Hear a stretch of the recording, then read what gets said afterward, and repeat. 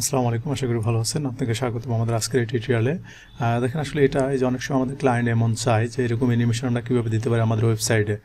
এটাকে যদিও এটা ওয়ার্ডপ্রেস দিয়ে করা না, তারপরে এরকম অ্যানিমেশন কিন্তু আমরা এলিমেন্টর দিয়ে সহজেই করে ফেলতে পারি। এই মাউস ইফেক্টটা, হোভার ইফেক্ট।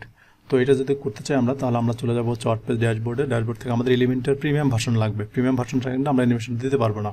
তো আমরা একটু দেখে এখান থেকে পেজে এখানে গেলে পেজ থেকে আমরা এই পেজটাকে এডিট করি।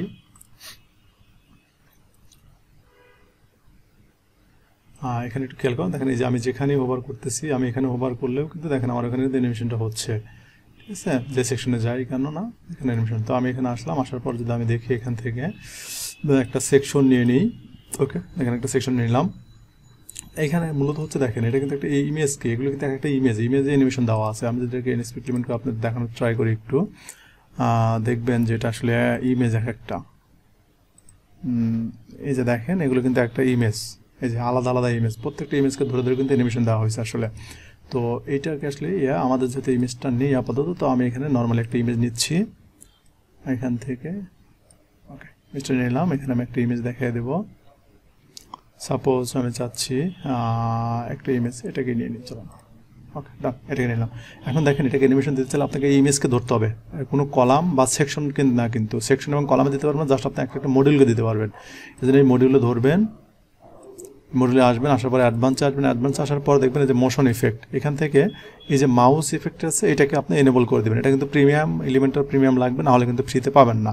তো মোশন ইফেক্ট এখানে এনেবল করে দিলেন, এনেবল দেন যে মাউস ট্র্যাক এবং 3D দেওয়া আছে। তো আপনার যেটা দরকার সেটা আপনি মাউস ট্র্যাক দিলেন, এখানে এটা অন করে দেন। অন করলে কিন্তু আমার অ্যানিমেশন একটা হয়ে যাবে। দেখেন এই যে শুরু হয়ে গেছে অ্যানিমেশনটা। ঠিক আছে, আমরা এটা এখন অ্যানিমেশন স্পিড বা মানে কতটুকু নেবো, এদিকে কী করবো না করবো এটা আমরা চেঞ্জ করতে পারবো। এটা হচ্ছে ডিরেক্ট এদিকে এটা হবে, আর একটা হচ্ছে আপনার অপোজিটটা হচ্ছে আপনার এই দিকে চলে যাবে, আর এটা হচ্ছে ডিরেক্ট এদিকে আসবে, এটা আর কি।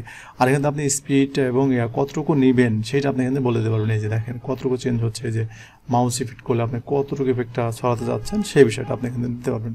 আর অন বা আপনি অনের থেকে কমও দিতে পারবেন, এখান থেকে ভ্যালুটা এইটা দিতে পারবেন। এইটা হচ্ছে একটা ইফেক্ট। এরকম আপনার যতগুলো ইমেজ দরকার আপনার ততগুলো ইফেক্ট দিবেন, এটাই তো আর আপনার একটা 3D দেবে, 3D দিলে দেখেন এই যে 3Dর মতো ভাসবে। ঠিক আছে, এটা হচ্ছে 3D ইফেক্ট।